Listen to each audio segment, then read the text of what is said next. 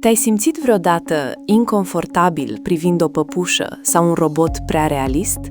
Bine ai venit în Valea Stranie! Conceptul a fost creat de Masahiro Mori în 1970. Cu cât ceva pare mai uman, cu atât ne place mai mult, până la un punct. Dar de ce? Evoluția ne-a programat creierul să detecteze anomalii subtile, ca un mecanism critic de supraviețuire. O teorie sugerează evitarea bolilor. Aspectul aproape uman poate semnala instinctiv prezența infecțiilor sau a paraziților periculoși. O altă explicație este frica de moarte.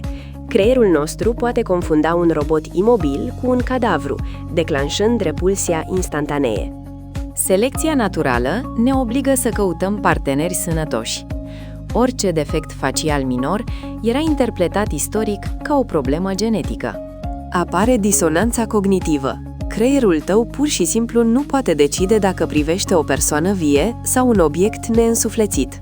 Astăzi vedem asta în CGI-ul din filme sau în roboții ultra-realiști din laboratoarele moderne, care ne dau fiori reci. Vom reuși vreodată să traversăm această vale? Pe măsură ce AI-ul avansează, distincția dintre real și artificial devine aproape imposibilă. Data viitoare, când te simți ciudat privind un robot, amintește-ți, este doar instinctul tău străvechi care încearcă să te protejeze.